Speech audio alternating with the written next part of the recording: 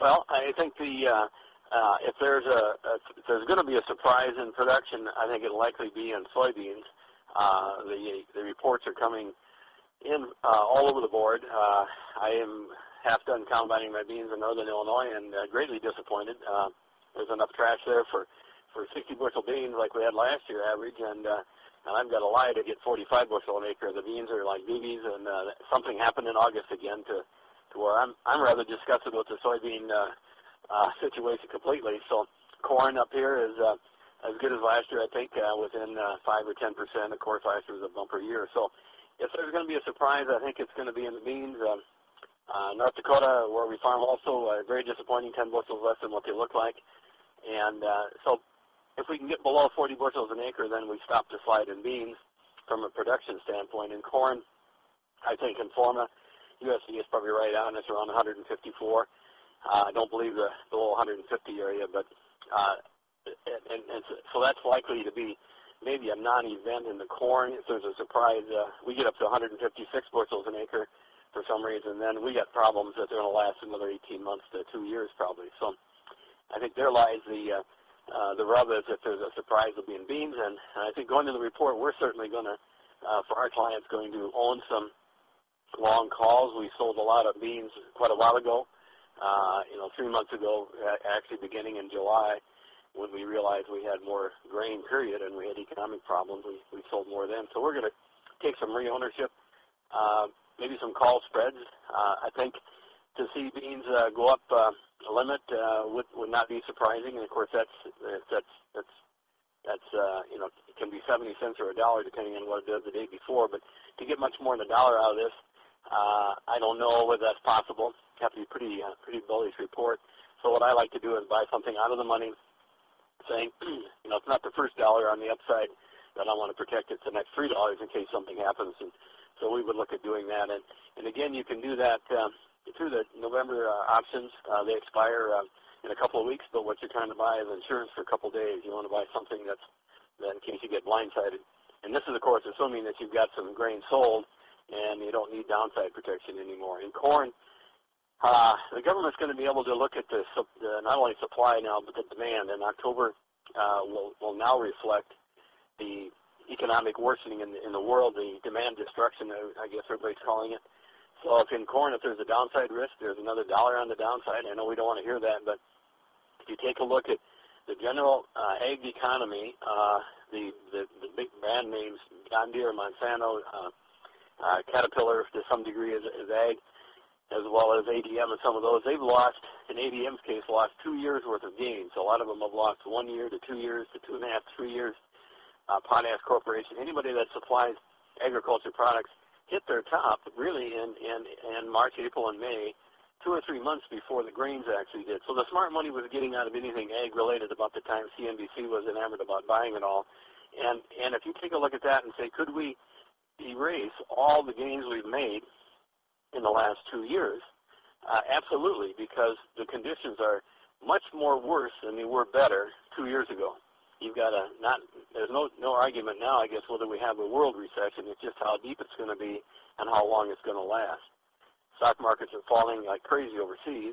If we drop 20% like Russia did, they'd probably shut the United States down, And so I think that to assume that we don't have to go back and buy demand and go back also and evaporate all those gains or purges of excess to go back to $3.20 area. Don't underestimate how low this market can go, just like we underestimate how high it could go. So if you need some option protection on the downside in corn, I think you have to look at buying the puts, just the opposite you would be buying corn. So far? Yeah, it's certainly a good friend of mine that's in the cattle business, probably one of the best cattle analysts in the business, I think, said the other day that cattle profitability went up $40 to $50 in 2 days with feeder cattle dropping and corn dropping. But what I've been watching is that corn has been falling out of bed, of course, and yet feeder cattle have been going down. So I think what we have in this whole ag situation that hasn't raised its ugly head yet, and that's the availability of capital. Certainly banks are nervous. We may get money to plant the crop, but will the end user now have the money to process what we produce?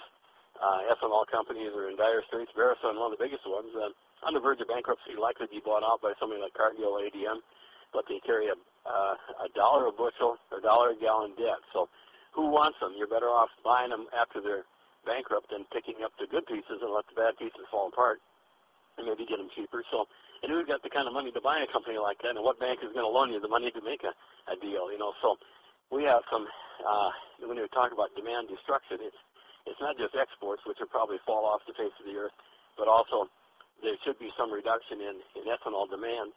I was talking to someone in California who deals with PEIX, Pacific Ethanol, up there, and they suspect that they're going to either shut down or have to get an infusion of money.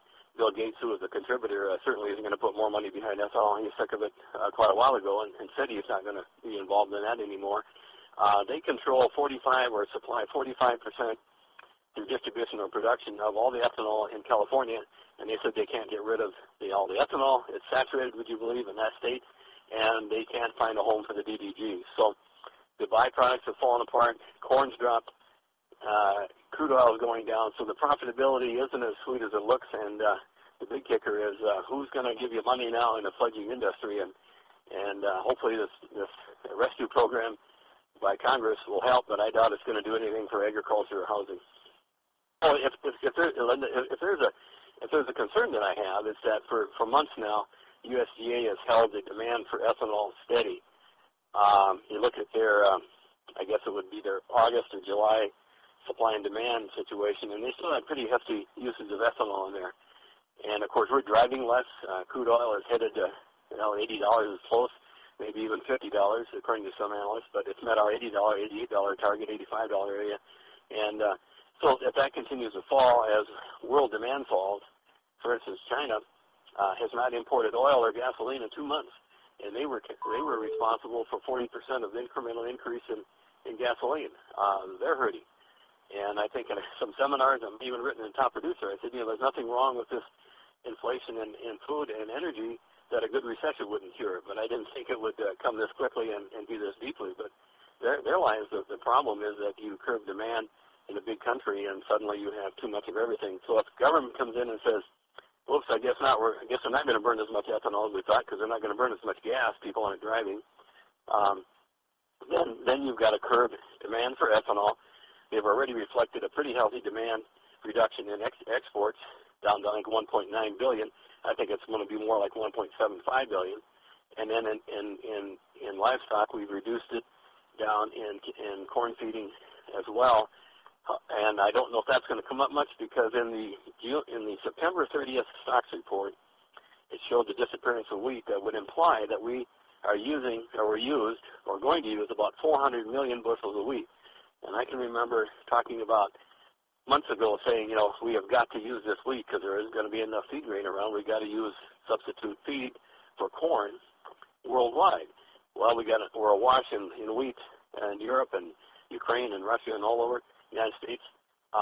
If we use 400 million bushels here in the United States, you can bet that the rest of the world is taking a look at wheat as well. And, of course, wheat at $6.